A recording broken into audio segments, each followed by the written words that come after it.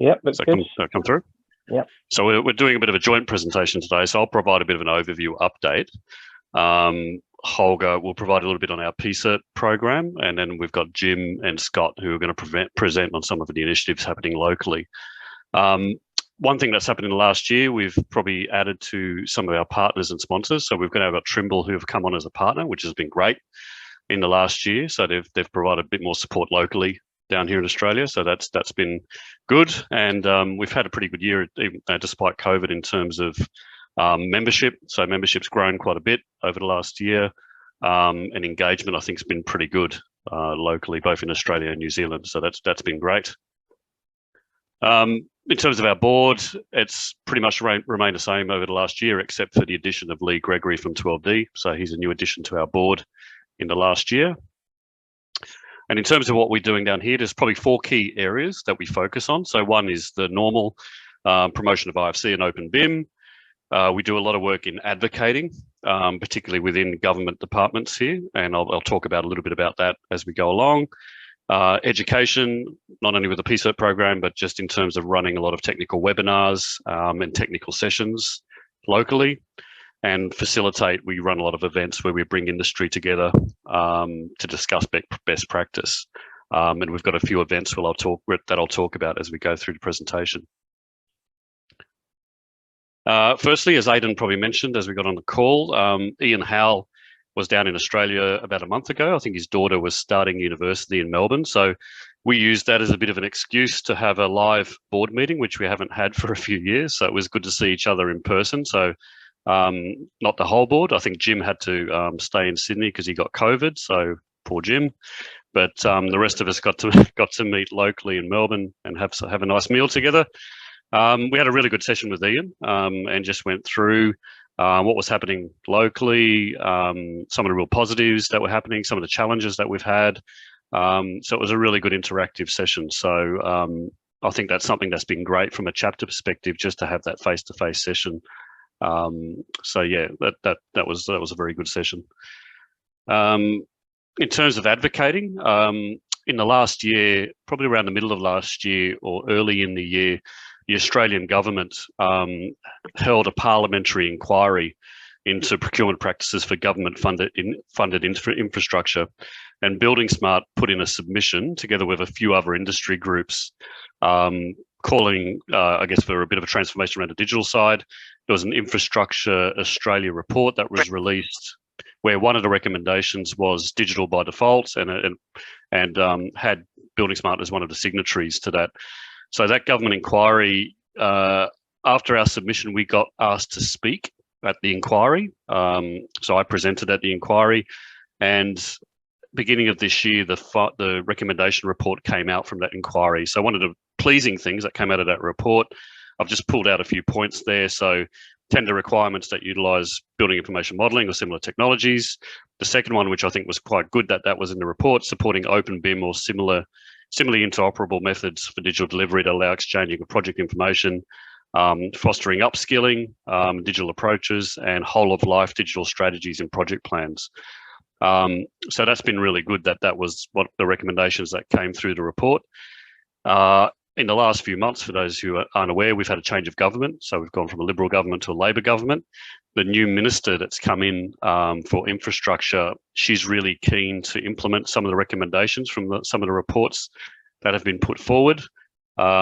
We did submit a letter to her. She's always also been she's joined us on a couple of meetings with the Australasian BIM Advisory Board.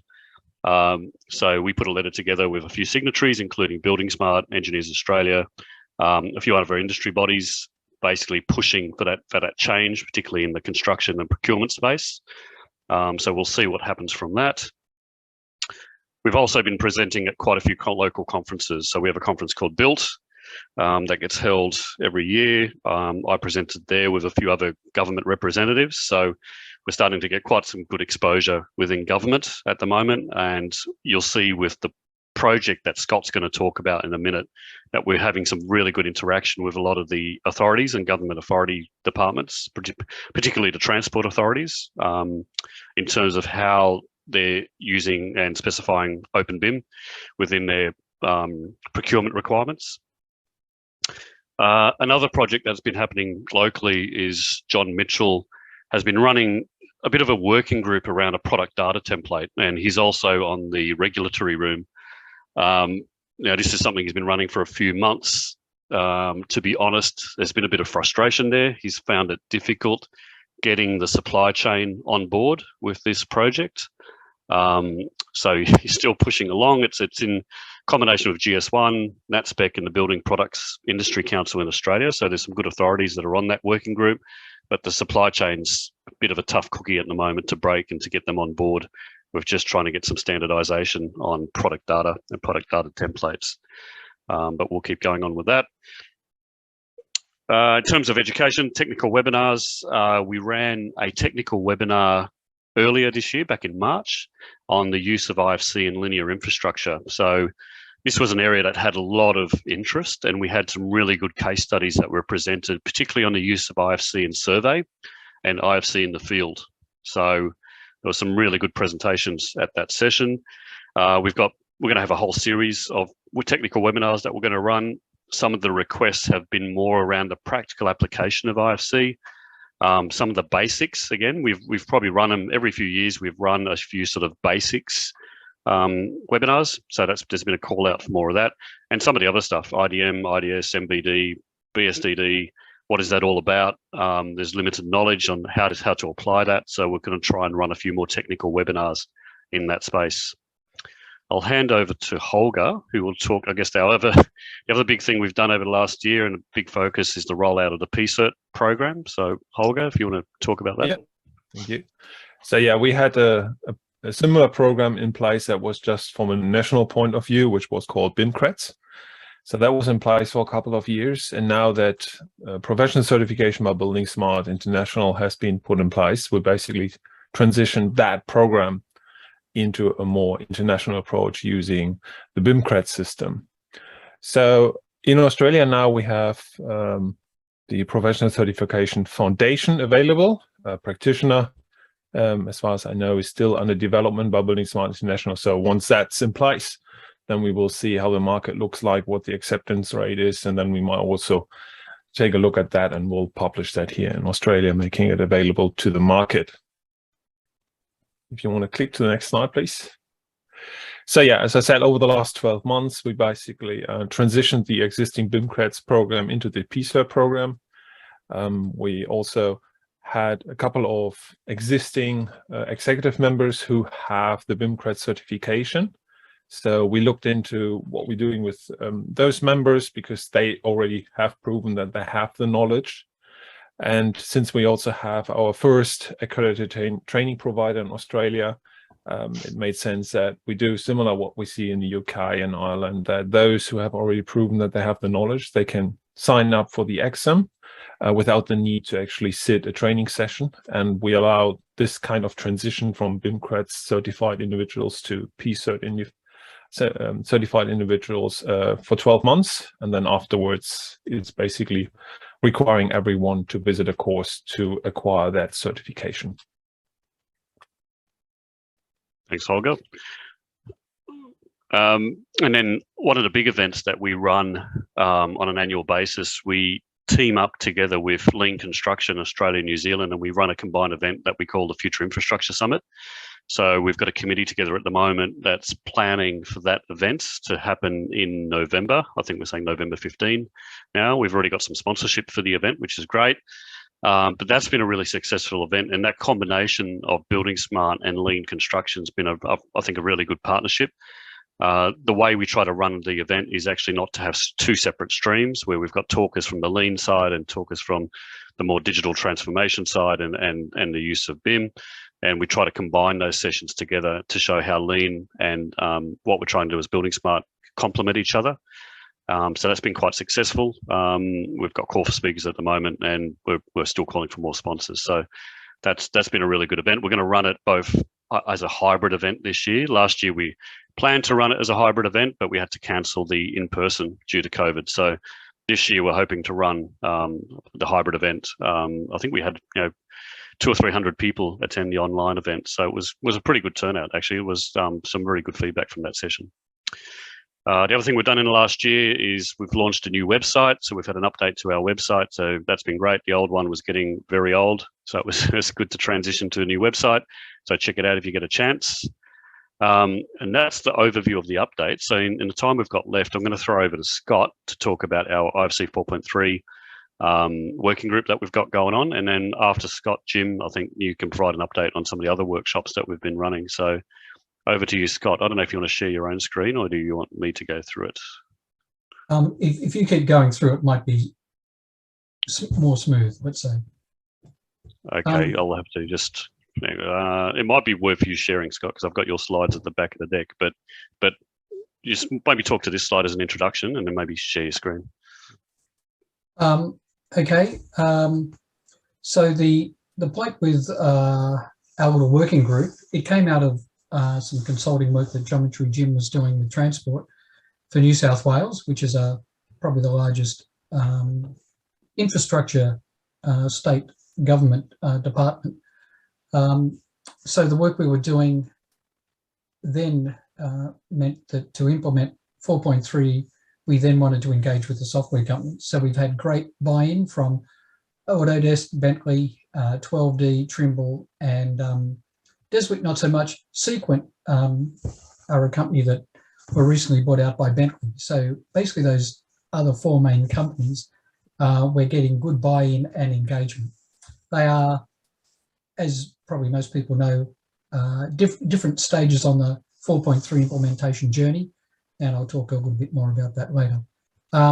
And because we wanted to include a range of people from, oh, okay. I'll do it for you, Scott. It's okay. Good. Okay. And so we got people from universities, from consulting companies and contractors as well. Okay. Next slide. Thanks. So that first point, we normally get an update from the, so here's the agenda from the meeting of last week, our workshop. So you can see we get the engagement of the software companies to provide an update and show us where their development has been. We also had some an input from John Mitchell, because he's been engaged specifically to look at model setup and georeferencing, tied in with the significant work that Lee Gregory is doing in 12D. And so because Transport for New South Wales, as well as TMR, a government department from Queensland, state of Queensland, have mandated the use of 12D. So getting it to work properly has been a significant part of work. So John's been involved in the georeferencing and model setup, as most people probably know. And then we're looking at more like what sort of data is needed to be defined. And there's at least three different areas: the international, the national, and then the local properties and property sets. We want definitions for those. And then our little working group is also an education group, where we're kind of educating the people who are engaged in this work. And we're looking at how we can then integrate IDS in terms of that data specification and then data verification. And Robin Drogamolla, who's the lead of the buildingSMART IDS group, he's part of our working group as well. And we've got some other stuff about uniclass to IFC mapping. Thanks, Eric. Next slide. So this came out of the use cases that were looked at in 2020 and 2021, and so our aim is to kind of address some of these. We've are not addressing all of them at the moment, but so here's our aim to sort of try and fill in some of the gaps that are there. So we have a bold aim, but yeah, we'll see how far we get. Next slide, Eric. So they're the ones we're aiming for, and then there's a bunch which it would be useful to implement, but they're the ones in abeyance at the moment. Okay, next slide, Eric. So there's three slides here from the work that John Mitchell's done. It became evident that we need to define some use cases for capturing survey or site data via a survey, and then also geotech information as well. So we've got these number of use cases, and we're at different stages of progress in each of them. The geotech model, which Sequent have done some significant work, and most of the other ones 12D can support already. The machine control, obviously it's kind of a different sort of area, and that's where our engagement in the Trimble, I think, should be quite fruitful. Next slide, Eric. As part of this, there was the need to actually define what entities we're needing to define. So vertexes, they're the ones where survey data gets attached. Then there's the segments between, and then there's the string line that hooks them all together. So Lee Gregory has been able to kind of implement that. And so the graphics at the bottom there show the 12D data and then how it's actually seen in the ACCA viewer. And there aren't too many viewers of 4.3, and Lee's been getting some really good engagement with ACCA in testing or creating a 4.3 file, sending it to them, and then seeing how they can actually graphically represent it and the data as well. And then on the left-hand side, some of the string data that needs to be connected to survey points. Thanks, Eric. Yep, good. And then, yeah, the next one, sorry, Eric. And then the last one is where we're needing to actually look at object libraries for civil entities. And so there's a piece of work involved in that. So here's just a couple of slides. This is, again, the ACCA viewer, and just showing that in the bottom right where you see the little red box, this is the superstring that comes from the overall string line. Next one, Eric. I'll just go through these quickly. Then there's the actual segment, and you can see in the bottom right again, it's a segment, so it's just the part between two vertices. And then the last one, Eric, next one down. It's actually a point which is represented in the overall model structure.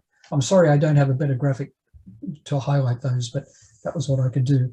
And you can see in the section above there, the properties under 12D model, the SUI are survey utilities, and there's some of the data that needs to be attached to vertexes or points from the Australian context, and I think has relevance internationally.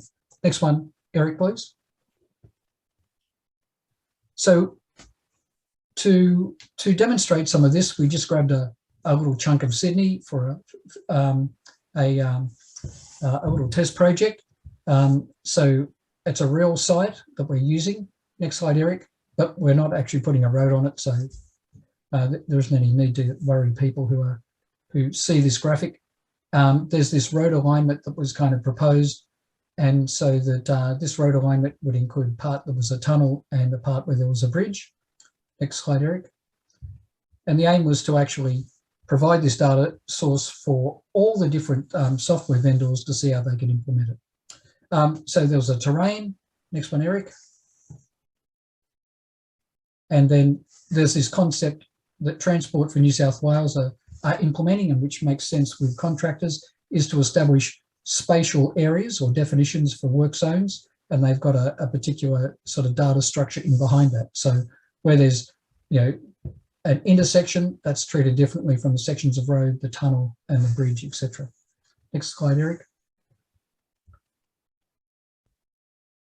And part of this, we had engagement from Sequent. Their geotech software is called Leapfrog, and the image on the right is, of course, how you would normally receive survey data, and on the left-hand side is their geometric representation in IFC, and you can see the properties down below where the name of these things, all the different cylinders, have a different name because of the different soil type. So this was very early on. There's been a lot more development work on this. Next slide, Eric, please. So here is an alignment where the bore logs are kind of sprinkled along that line. Next slide, Eric. And so from that accurate data, this interpretive site terrain has been created. So geotech engineers are scared when they see something like this, because there's a lot of things which are made up. It's acknowledged that it's an interpretation from that data.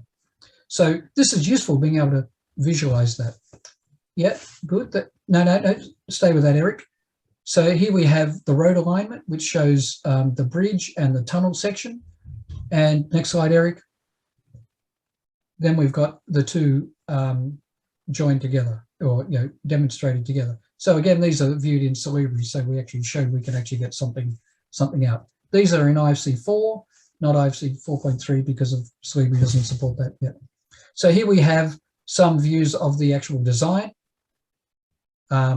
So you can see the cross section, which is exaggerated vertically, and then the different representations of that design and the information. Eric, yes? Next one. So in Solibri, what we actually see on the left-hand side, I've aligned all the objects as closely as I could to the new IFC 4.3 entities, and then you can start to see quantities and areas and so on associated with those. Again, this was early on. There's been a lot more polish sort of put on this, but it goes to show how we've actually started to set this up. Next one, Eric.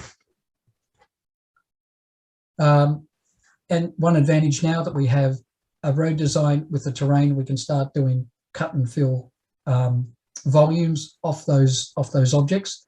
And this is just something that John Merchant had done using Rhino, just to be able to demonstrate that. Next one, Eric, please. One other group that we have as part of our little working group are contractors.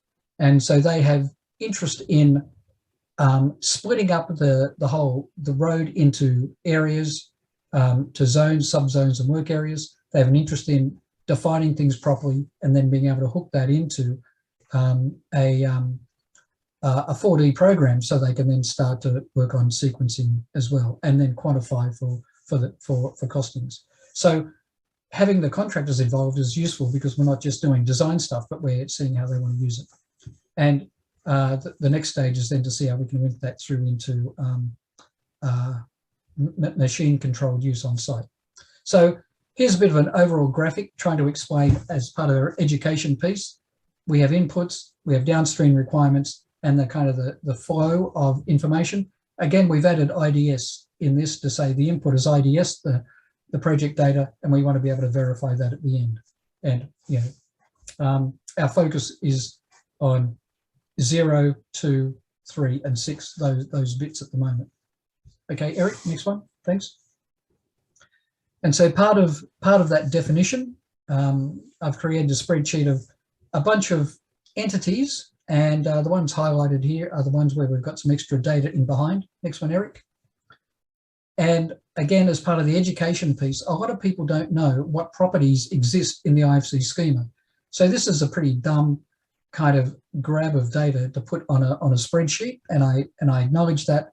The intention is to actually expose information in one place in a concentrated way, and then people can then interact with this and go, do we need this data at a concept stage, design stage, tender stage, and so on. So at least we're getting some buy-in there. And you can see some of the example data that I haven't quite put in yet. Yeah, the next one. So this is also tying in with the Uniclass mapping, because Transport for New South Wales has mandated the use of Uniclass. So we're then doing a mapping from Uniclass to IFC, and also they have their costing code. So this is an ongoing piece of work. Next one, Eric. And so eventually when we start to see things linked together, this can be quite useful, because then we can then, if this is defined properly, we can then use it in a model validation tool, something like Solibri, where we can use this data briefing against what's in the model. So again, the codes, the Uniclass, and IFC. Next one, Eric. It's only about 2 more. So again, this is just showing some of the mapping, and they use a concept of discipline and subdiscipline. That really comes, the definitions from ICMS, International Cost Management System, which is really useful, or they found really useful, and we're sort of tying that data schema together as well. Next one, Eric, please. So, okay, bit of a lag. We are down under. So you can start to see some of the amount of information that we're sort of trying to group together. The fields on the left-hand side of this are legacy transport sort of data sets, but you can see how we're introducing the IFC and the uni class as well. Next one, Eric.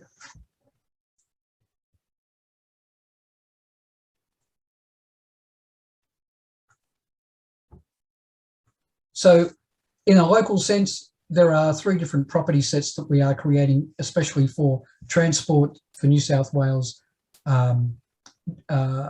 metadata. So there's the project, location and asset, and this links into their asset management system. So their briefing all the way through to asset management is linked together by this data. Okay, next one, Eric. And so I think that's the last one. It's an ongoing work. We have another meeting in a couple of months. So no, that's fine. Stay with the last one, Eric. Oh, sorry, I was just, okay. You're going the wrong way. Sorry, Scott. I was going back to, that's right, keep talking. I'll get it back up. Okay, so the aim is we're collaborative. It's open for buildingSMART members. And so a number of people have asked to be included. And I said, well, join buildingSMART, and yeah, sure, you can participate. And I think that's a good thing. So IDS is one of the next major things that we wish to attack here. And part of the hackathon that Robin is proposing for October, one of the use cases is this project data from transport we're wanting to use. And I'll be running some IFC 101s and 102s into the future. So thank you.